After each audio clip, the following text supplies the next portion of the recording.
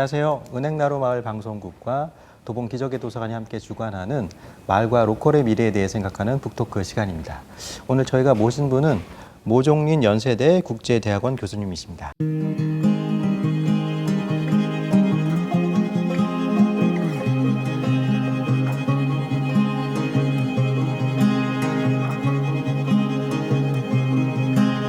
이런 그 로컬 크리에이터라니까 로컬을 크리에이터라는 뜻이니까 그러니까 지역 문화를 창조한다. 이게 이제 오늘 이제 뭐 중요한 이슈를 제기하신 건데 로컬이 이제 주목을 받으면서 어떤 주민 원주민 이제 주민과의 관계가 이제 좀 더 중요해진 거예요. 옛날 다른 관점에서 자기 지역을 볼 수가 없잖아요. 그러니까 어떤 고정관념에 이제 어떻게 보면 빠져나올 수가 없는 게 단점이고, 근데 장점이라면 일단 시작하면 그 사람들이 유리하죠. 그 기반이 탄탄하기 때문에 인맥도 그렇고 모든 면에서 더 안정적으로 할 수 있는 거죠. 좀 더 그 상호 협력하는 모습을 보고 싶은 거죠, 저도. 그래서 원주민도 장점이 있고 외지인 장점이 있고 이렇게 같이 가야지. 제가 보기에는 한쪽만 이거를 성공시키는 건 불가능합니다. 구조적으로. 이 질문을 드렸던 취지는 이제 보면은 네. 분명히 그 자원, 역사적 자원, 문화적 자원, 여러 가지 인프라가 동일하게 있는데 외지인이 봤을 때는 그게 이거 정말 힙하다, 이거는 정말 가치가 있다, 네. 비즈니스화할 수 있는 모델이 되겠다라고 생각을 하는데, 원주민들은 어떤 선입견에 사로잡히면은 자기들이 갖고 있는 가치를 잘 평가를 못 한다는 거죠. 그러니까 뭐 이런 거 흔한 거예요. 그러니까 만약에 이제 좀 건축적인 가치가 있는 동네가 있다고 네, 그러면 지역에 그러면 외지인들은 보면 그 골목상권의 역사를 아니까 이게 이제 골목상권으로 만들 수 있다고 하는데 현지인들은 서울 아파트만 생각했기 때문에 빨리 재개발하고 싶어 한단 말이죠. 그럼 그분들한테는 이상적인 그 동네가 아파트 단지잖아요. 네. 근데 서울에서 온 사람들은 다르게 보니까 그렇죠. 그게 좀 생각이 달라지는 그 거죠. 다름을 보는 게 참 중요할 것 같네요. 그렇죠. 네. 그래서 지금까지는 잘해왔다고 생각해요. 네. 네. 그 교수님 궁금한 게 있는데요. 도봉구는 사실 그 시민사회 단체의 활동이나 역사가 굉장히 오래됐고 깊은데요. 이 시민사회 활동과 로컬이 만날 수 있는 어떤 접점이나 연계 가능성들이 좀 있을까요? 너무너무 많다고 생각해요. 네. 왜냐하면 로컬 크리에이터도 이제 소셜 벤처라는 게 있어요. 그러면 이제 어떻게 보면 사회적 가치를 추구하는 기업들인데, 이제 도시재생 같은 경우는 예를 들면 마을 활동하신 분들이랑 도시재생 스타트업이라고 하는 기업들이랑은 당연히 협력해야 되는 거고, 상권 활성화 같은 경우도 보면 당연히 이제 기업들이 로컬 크리에이터들이 들어와야 되는 거고요. 또 어떤 마을 운동하다 보면 상권을 그렇게 완전히 무시할 수는 없는 거 아니에요. 그리고 이제 환경 운동 같은 거 했을 때도 그럼 지역에서 그러면 이거를 좀 더 그 소셜 벤처 차원에서 어떤 다양하죠. 다양한 방법으로 사업화해서 어떤 민간에서 할 수 있는 거 아니에요. 환경이 쓰레기 수거라든가 어떤 환경 기술이라든가 이런 관점에서 기업의 역할이 있는 거죠. 근데 이거를 이제 사회적 영역 지금 말씀드린 거 아니에요. 마을 재생이라든가 환경 운동이라든가 또 지역 문화 같은 것도 보면 지역 문화를 자꾸 어떤 그 도서관이라든가 축제라든가 문화예술 활동을 어떻게 보면 자꾸 공익 사업으로만 보는데, 아무래도 마을 축제라든 뭐라든 간에 어쨌든 간에 기업이랑 협력해야 되잖아요. 그렇죠. 그렇죠? 네. 그러다 보면 지금 어떻게 보면 기업의 영역이 사회적 영역, 예술 영역 쪽으로 지금 확장돼 있기 때문에 당연히 저는 공공이랑 당연히 PPP라고 하잖아요. 그래서 민관 협력이 되게 중요한 상황에서 저는 그게 충돌하는 면만 보는 거는 어떻게 보면 단견일 수가 있는 거죠. 어차피 지금 잘하고 계시는데 그죠? 네. 그래서 로컬 크리에이터와 시민단체 시민활동가와의 협력은 지금 이미 잘 되고 있어요. 잘 되고 있는데 앞으로 더 확대돼야 된다고 생각합니다. 네. 그 확대되는 걸 보면은 패턴화할 수는 없지만 일정의 어떤 단계가 있는 것 같습니다. 네. 보통은 이제 상권이 형성돼서 외지인들이 몰려오고 그럼 쇼핑 거리가 만들어지고 그 쇼핑 거리가 또 라이프 스타일 공간, 인문학을 품어서 그게 사람들에게 널리 알려지고 그러다가 그 관련된 그 업종의 사람들이 모여서 클러스터를 형성하고 산업화가 되는 이런 단계를 기본적으로 거치는 것 같은데 어떤 지역은 그 단계가 1단계에서 멈추는 지역이 있고 어떤 지역은 산업화까지 꽃을 피우는 경우가 있거든요. 교수님께서 보실 때 어떤 전제 조건들을 거치고 나야 이렇게 다음 단계로 넘어간다.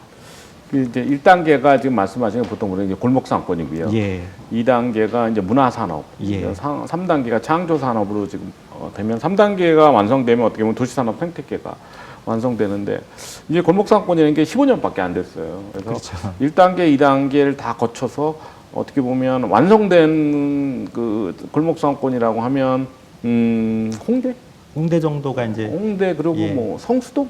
네. 성수동, 이태원도 그런 측면이 있고, 그러니까 1세대 골목 상권들이 이제 거의 그 사이클 다 마친 상권들이 있어요. 예. 그래서 그리고 이제 나머지는 후발주자니까 지금 1단계 머물러 있고 말씀하신 대로 이제 2단계로 지금 진입하려고 하는 데도 있고, 그 전국적으로 보더라도 제가 보기에는 1단계 그 상권이 제가 한 150개 있다고 제가 주장을 해요. 예를 들면 막리단길이나 쌍리단길이 1단계 정도 되나요? 예, 예. 그거야 뭐 2단계 이상 2단계 된 이상. 거죠. 예. 서울에 그거 다 홍대권이니까 거기 그렇죠, 말하죠. 그렇죠. 거긴 뭐 출판회사나 뭐 기획사나 되게 많아요. 충분히 거기. 확장이 된 상태네요. 거기에 그 디자인 회사 같은 게 많고. 예. 지금 뭐 1단계라고 하면 쌍리단길이 1단계. 그 문화 산업이 좀 들어가줘야 2단계 가는 거거든요. 네, 네. 이게 무슨 뜻이냐면 뭐 갤러리라든가 아니면 네. 뭐 복합 문화 공간이라든가 이런 커뮤니티 비즈니스 성격의 그런 뭐 코워킹이나 콜리빙이 들어가야 2단계고요. 네. 3단계 되면 뭐 스타트업이나 네. 뭐 디자인 회사, 화장품 회사들이 들어가면 3단계예요. 아. 그렇기 때문에 지금 뭐 쌍리단계는 모르겠어요. 자세히 모르니까 어떻게 보면 1단계 맞는 것 그냥 같습니다. 1단계가 맞는 네, 것 네. 같아요. 그래서 1단계. 그러면 왜 홍대가 1단계, 2단계, 3단계로 순조롭게 진행됐어요. 큰 장벽 없이. 그거는 이제 홍대의 어떤 규모, 일단 규모를 보시면 서교동에서 시작했지만 마포 전체가 홍대가 됐기 때문에 네. 마포 전체를 삼켰다고 제가 표현하는데 뭐 어떻게 보면 뭐 거대 상권이잖아요. 그리고 일단 1세대잖아요. 홍대가 제일 먼저 시작했으니까 네. 이 선점 효과가 네. 또 골목 상권에서 근처에 살고 싶다 하는 사람들은 홍대에 사는 게 가장 모든 게 잘 갖춰져 있고, 그리고 특색이 정체성이 너무 뚜렷하니까 홍대는 기본적으로 세계 정체성이 있어요. 소셜, 그러니까 그 시민단체, 시민 운동도 강하고, 그리고 디자인, 네. 인프라가 굉장히 강하니까 디자인 회사 기반들이 많고, 그러고 인디라고 해서 네. 독립문화가 강하잖아요. 그렇죠. 인디 뮤직도 그렇고. 네. 그러니까 이런 지역을 찾기가 어려운 거죠. 너무나 이렇게 정체성이 강하니까. 이렇게 세 가지 이유에서 저는 이렇게 순조롭게 제가 보기엔 로컬 크리에이터 어떻게 보면 골목상권 패러다임을 완성했고 성수동도 가고 있는데, 일부 지역은 뭐 모르겠어요. 도봉구 입장에서 보면 쌍리단길을 어떻게 키워야 돼. 이거는 제가 보기에는 도봉구 인구가 한 50만 되나요? 34만 정도. 34만. 그러면 도봉구가 제가 보기엔 제가 굉장히 긍정적으로 보는 거는 도봉구가 청년들이 뭐 노는 거라도 도봉구 안에서 했으면 좋겠다 해서 지금 쌍리단길이 되니까 어떻게 보면 요새는 직주 근접해서 일하는 곳과 사는 곳과 즐기는 곳, 직주락까지 해서 네, 낙이 뭐 줄깃대 락자해서 한 곳에서 이루어지길 원하잖아요. 그랬을 때 이제 쌍리단길이 그 기능을 해서 보면 굳이 전철 타고 이태원이나 홍대 안 가더라도 쌍리단길에서 그런 걸 굉장히 좋아하니까 도봉구가 이게 전략적인 마인드가 있어서 쌍리단길이 막 시작했으니까 그럼 우리가 구청장님이 이거 다음에 문화산업이다, 다음에는 창조산업이다, 이런 어떤 비전을 갖고 네. 접근해서 지원하면은 전 충분히 이 정도 굉장히 큰 도시예요. 35만 정도 되면 네, 네. 이게 작은 도시가 절대로 아닙니다. 네, 그러니까 충분히 가능하다고 보는 거죠. 그러니까 어떻게 보면 정부 개입이 필요할지도 몰라요. 근데 홍대 같은 경우는 워낙 서울을 대표하는 상권이다 보니까 정부의 개입이 없었다고 보기도 힘들어요. 정부 많이 투자를 했어요, 홍대다가. 네, 네. 출판문화단지니 어떤 우리 문화시설에 많이 투자를 했어요. 마포구가 서울시에서 했고.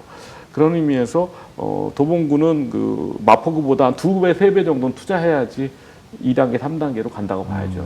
자동으로 간다는 거는 그렇죠? 그렇게 쉽진 않을 네. 것 같다. 이 교수님 답변을 듣고 나서 생각을 해보니까 단순히 이제 1단계 수준에 있는 상권이 형성됐을 때에는 관이 개입하는 것도 좋지만 단순히 관이 예산을 많이 투입한다는 게 중요한 게 아니라 1단계에서 2단계를 넘어갈 때 우리가 어떤 걸 지향하느냐 롤모델도 갖고 있어야 될 것 같고 그 지역의 정체성이 무엇인지에 대해 깊이 고민해 봐야 될 것 같습니다. 네. 그러니까 이제 정체성이 중요한데 네. 골목 상권 좋아하는 분들도 많이 걱정하는 게 뭐 전국이 어디 가도 비슷하다. 그렇죠. 그거는 뭐 정확한 평가는 아니에요. 아, 그래요? 좀 네. 자세히 들여다보면 꼭 그렇지도 않아요. 다 그 상권마다 특색이 있는데 그게 좀 어떤 그 산업화 차원에서 좀 더 잘할 수는 있어요. 하는데 네. 뭐 저는 그냥 도봉구 하면 그냥 도봉산이기 때문에 네. 이 도봉산 문화랑 연결이 안 된 상권이 무슨 의미가 있을까 해서 제가 오늘도 이제 도봉산 입구 가려고 하는 거고. 네. 그리고 그 쌍리단길 서점에 갔더니 거기 뭐 보면 뭐 도봉산 힙스터 해갖고 이런 식으로 이미 그 도봉산 문화가 이 도봉구의 어떤 어떻게 보면 정체성이 되는 거는 많이 그 어떤 합의가 있는 것 같아요. 예. 네네. 예. 그렇다면 우리가 도봉구에서도 도봉구 장기 발전을 생각할 때 이렇게 어떤 여기에 도시 문화가 어떤 그 문화가 경쟁력이 있는지에 대해서 네. 그걸 이제 골목상권이나 다 연결해서 어떻게 보면 새롭게 우리가 계획을 짜야 되는데 네. 전부 어디 가나 4차 산업혁명 얘기만 하고 하니까 그렇죠. 그러면 어떤 자연 환경이랑 힙스터 문화랑 이렇게 결합한 도시는 포틀랜드니까. 네. 그러니까 그런 도시에 좀 더 관심을 보여야 된다고 생각합니다. 포틀랜드도 인구가 60만 정도밖에 안 되는데 큰 그렇죠. 도시는 아니잖아요. 근데 이렇게 활성화되고 한 거 보면은 충분히 도봉구도 자신만이 갖고 있는 자산이 교수님 말씀하신 것처럼 다른 데 구를 가면 도봉구가 갖고 있는 것만큼의 자연 자산을 갖고 있지는 않잖아요. 네. 그래서 말씀하신 그 부분을 좀 이렇게 잘 발전을 시키면 상권을 형성시키고도 확장하는 데 도움이 되지 않을까 생각합니다. 그렇죠. 그래서 지금은 탈산업화 사회에서는 뭐 기업이나 개인이나 네. 되게 보면 뭐 도시까지도 이제 자기다움을 추구하잖아요. 나다움을. 왜냐하면 사람들이 와서 여기서만 할 수 있는 게 뭐냐, 여기서만 살 수 있는 게 뭐냐 이런 요구를 하기 때문에 불가피해요. 네. 자기 정체성을 찾아가야 되는데 그걸 좀 앞서가는 도시가 이제 앞으로 가면 어떻게 탈산업화 경제를 주도한다고 저는 생각합니다. 맞습니다. 또 뭐 제가 서울 여러 상권 갔는데 그래도 도봉구가 이 도봉산 때문에 정체성을 좀 찾으려고 노력하는 게 보여요. 네. 그럼 앞으로 더 잘하면 될 것 같아요. 그렇죠. 예. 네, 뭐 도봉산과 관련한 말씀 이렇게 쭉 주셨는데 교수님이 말씀하시는 그 라이프 스타일과 관련해서 도서관의 역할이 좀 있을 것 같은데 혹시 좀 주실 말씀 있으실까요? 그러니까 뭐 츠타야 서점이 보면 라이프 스타일을 제안한다 해서 그러면 그 라이프 스타일 팔다라는 책이 있는데 그 마스다 문해악기가 이제 그렇게 무슨 뜻으로 냐 서점 운영하면서 라이프 스타일 판다. 그러니까 도서관을 운영하면서 라이프 스타일 판다는 거의 이제 그대로 갖고 올 수 있는데 그 논리 뭐냐면 모든 라이프 스타일에 대한 책이 여기 있잖아요 도서관에. 네. 그렇죠. 이것만 그 큐레이션만 하면 되는 거죠. 그러면 뭐 도서관에 도봉구의 라이프 스타일이 뭐 산악 라이프 스타일이다. 네. 그러면 이 산악 라이프에 대한 모든 도서를 한 군데다 모아놓고 여기다가 도봉구 라이프 스타일에도 그 책을 다 이렇게 의식주죠. 그러니까 그에 관련된 의식주, 건축, 뭐 생활 문화를 다 이렇게 모아놓으면 그게 이제 도봉구 라이프 스타일 제안하는 거잖아요. 그러면 마스다 문해학교 무슨 얘기를 하냐면 그러면 사서라든지 그 서점 판매원들이 많은 경험이 있고 그리고 전문 지식이 있어야 되는 거죠. 그러니까는 뭐 어떤 정말로 마니아 같은 사람들이야 되는 그냥 프랑스 식문화라고 하면 정말 거기서 오랫동안 경험한 체험이 있는 그런 사람들을 서점 판매원을 고용한다고 주장을 해요 그분이. 그래서 우리가 지금 도서관의 미래도 이제 많이 생각하고 계시지만 그런 그 전문성 경험에 기반한 그래서 정말 자기가 좋아하는 일이어야 돼요. 그 도봉구를 사랑하고 그렇죠. 그래야지 그게 콘텐츠 찾을 수가 있거든요. 지금 또 그 자기가 제안하는 라이프 스타일을 진짜 실제로 자기가 실천을 해야 돼요. 그냥 일로만 해갖고는 진정성이 안 나오니까 그런 식으로 접근하면 충분히 가능하다. 어차피 라이프 스타일 콘텐츠는 책에 다 있으니까 그렇게 얘기하더라고요. 네. 그거는 이제 인프라에 대한 그 답변 주신 것 같고 거기서 그 인프라에 참여하는 원주민들의 자세에 대해서도 말씀해 주신 것 같은데 자기 지역을 사랑해야 된다고 하셨잖아요. 네. 그러니까 그 지역 사람들이 자기 지역을 사랑하게끔 하려면 뭔가 정체성을 만들어야 되잖아요. 역사적인 정체성을 공유한다든지 이런 부분도 좀 많이 노력을 기울여야 되지 않을까 싶은데 어떠신가요? 그럼 어떻게 보면 우리가 너무 그 지역 자부심이 너무 과도했다고 생각했어요. 그래서 우리가 이제 지역주의를 경계했던 나라 아니에요. 그렇죠. 그렇죠? 네, 한동안. 그러면서 네. 이제 민주화하면서 어떻게 보면 악화가 된 건지 개선이 된 건지 잘 모르겠어요. 전통적인 지역주의가 아직도 우리 사회 숙제로 남아 있고 그런 정치적인 지역주의 말고 어떻게 보면 제가 얘기하는 지역주의는 생활문화잖아요. 생활문화.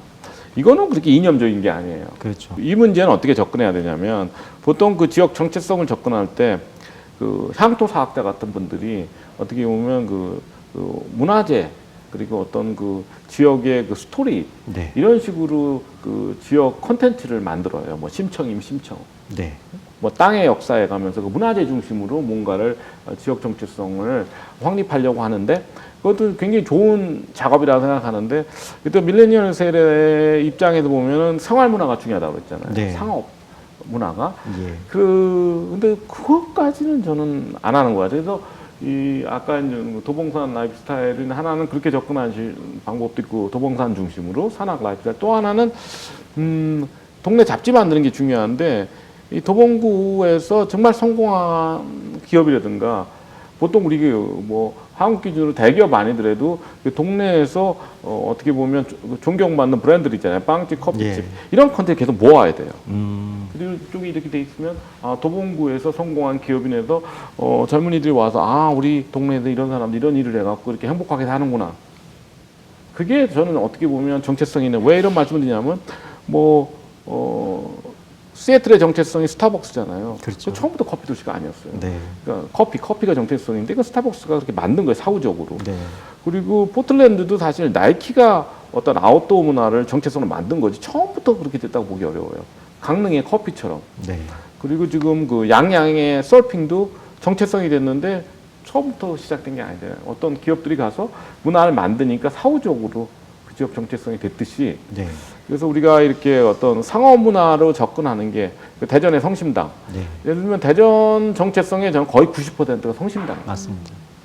그 정도로 그 네. 성심당을 사랑하고 자부심을 갖고 있는 거예요. 연구단지가 아니고. 그렇죠. 그런 걸 봤을 때 우리가 좀 우리가 뭐 관해서 아니면 누가 이렇게 뭐 이렇게 인위적으로 정체성을 만드는 것보다는 네. 이게 로컬 브랜드를 잘 이렇게 돌아가는 거에 생태계를 만들면 자연스럽게 그 도봉구를 대표하는 어떤 상업 문화가 나오지 않을까? 네. 브랜드 차원에서 네. 그것도 하나의 방법이라고 생각합니다. 교수님이 말씀해 네, 주신 네. 한 예로 대전의 성심당이 제가 이제 대전 출신이기 때문에 더 그 격하게 느꼈는데 대전의 성심당은 다른 지역으로 매장을 확장하지 않았어요. 그렇죠. 그리고 사실 어떻게 보면 기업 입장에서는 굉장히 좋은 조건의 이윤을 창출할 수 있는 거를 지금 안 하는 거잖아요. 그러니까 대전 사람 입장에서는 그게 더 고마운 거고 더 성심당을 이용해야 되겠다라는 생각이 드는 거예요. 아까 말씀드린 그게 이제는 어떻게 보면 새로운 형태의 커뮤니티 비즈니스인 거예요. 예. 그 지역 기반으로 해서. 네. 로열티를 증가시키는 네, 건가요? 그 순수한 민간 거래지만 예. 충분히 어떤 지역의 어떤 공공재를 창출하는 거죠, 그 기업이. 네, 네. 그 자부심이라는 게. 맞습니다. 그러면 그게 또 자기한테 도움이 되고 기업한테도. 네, 네. 그걸 보고 저는 어떻게 보면 지역에 남아서 그 지역에서 어떻게 보면 압도적인 영향력을 가진 기업이 되겠다. 그것도 하나의 좋은 비즈니스 모델이에요. 딴 데 안 가고. 네. 그러니까 단순히 성공했다고 해서 무조건 확장하는 게 중요한 게 그러니까 아니라 그렇죠. 그거는 잘못된 생각인 거죠. 그래서 네. 뭐 연희동의 사라가 쇼핑센터 비슷한 사례인데 네. 연희동에서만 네. 사업을 하는 거죠. 그렇죠. 근데 그것도 한 300억대는 굉장히 큰 기업입니다. 어. 그래서 이제 동네 경제를 너무 우리가 과소평가해서 그런데 인구가 35만 명이면 곱하기 한 4천만 원 하면 여기 도봉구 경제예요. 그러면 사람 네, 네. 12조 정도는 될 것 같은데 예. 그러면 12조에서 내가 1%만 갖고 와도 얼마예요? 그렇죠. 엄청나죠. 1200억이잖아요. 예. 뭐 얼마나 돈에 욕심이 있는지 모르지만 그렇게 생각하면 이거 어떤 지역 경제가 충분히 나를 행복하게 해줄 수 있다는 거를 좀 알았으면 하는 거죠. 미래 세대가. 자꾸 뭐 글로벌 전국만 생각하는 것보다도요. 그렇게 되면 상호 윈윈이 될 것 같아요. 그 지역에 있는 대표 기업이나 상점하고 그 지역민과의 상호 윈윈을 통해서 정체성도 더 확장이 되고 그리고 서로 제로섬 게임이 아닌 윈윈되는 게임이 되지 않을까 생각을 했고요.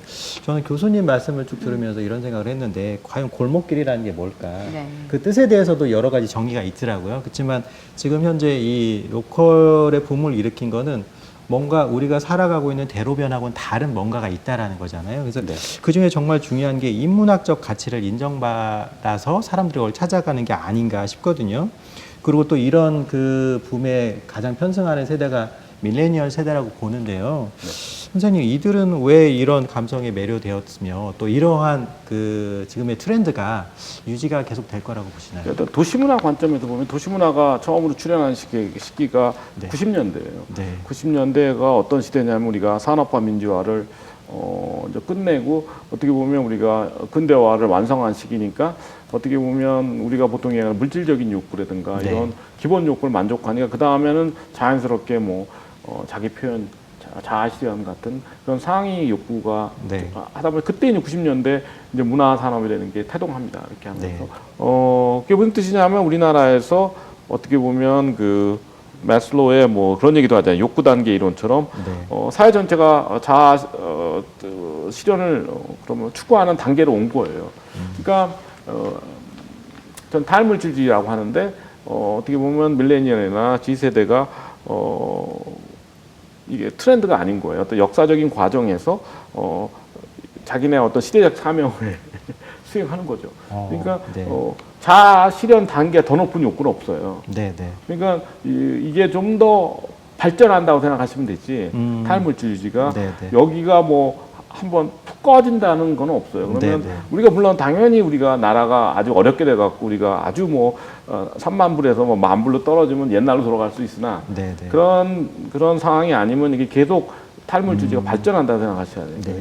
그러니까 어떻게 보면 개성, 다양성, 삶의 질, 저기 사회적 가치라고 하는데 그럼 G세대는 더 개성을 강조하고 더 다양성을 강조하고 더 삶의 질을 강조한다고 생각하시면 돼요. 네. 밀레니얼보다. 네, 네. 어떤 개인 해방과 어떤 느슨한 연대 그게 이제 궁극적인 목표인 것 같아요. 네. 이 그 밀레니얼이나 네. G세대의 목표인데 그걸 뭐 잘 만들어주면 우리나라는 어떻게 보면 라이프스타일 선진국이 되는 거고 네. 그 실패하면 뭐 못하는 거고. 말씀을 들어보니까 그런 것 같습니다. 그러니까 이게 탈물질주의가 성숙하면 성숙해지겠지만 경제적인 큰 여파가 없는다면 후퇴하는 경향은 없을 거다. 저도 그 부분에 그 전적으로 동감을 하고요. 그래서 그 뭔가 로컬 경제를 그 로컬 문화를 일으키고 싶고 골목길 상권을 활성화하고 싶은 사람들은 이 인문학적 교수님께서 말씀하신 인문학적 가치 그 인사이트를 잘 받아들여서 그 자기 지역에 어떤 것이 강점이 있는가를 생각해 본 다음에 적용하면 나름대로 승산이 있지 않을까 그런 생각을 해봅니다. 예, 저는 우리나라가 뭐 100만 인구 단위 하나 정도는 네. 그런 어떻게 보면 도시산업 생태계 만들 수 있다고 생각해요. 크리에이티브 50이라든가 50개 정도는 네. 홍대 같은 지역을 만들 수 있다고 생각해요. 100만 명이 하나, 그죠, 그렇죠. 5천만이니까. 네, 네. 그러니까 도봉구가 그 중에 하나 들어야죠. 네, 멋지네요. 충분히 도봉구도 그 네. 100개의 크리에이티브한 어떤 그런 그 공간의 하나가 될 수 있을 거라고 저는 생각을 하고요. 그런 차원에서 또 관장님의 네. 역할이 굉장히 클 거라고 생각합니다. 네, 열심히 하겠습니다. 예, 교수님 말씀하신 것처럼 도서관 네. 역할을 굉장히 지대하잖아요. 그렇죠. 네. 예, 지금까지 모종린 연세대 국제대학원 교수님 모시고 마을과 로컬의 미래에 대해 생각해보는 북토크 시간을 가졌습니다. 자, 모두 수고하셨습니다. 감사합니다. 수고하셨습니다. 감사합니다.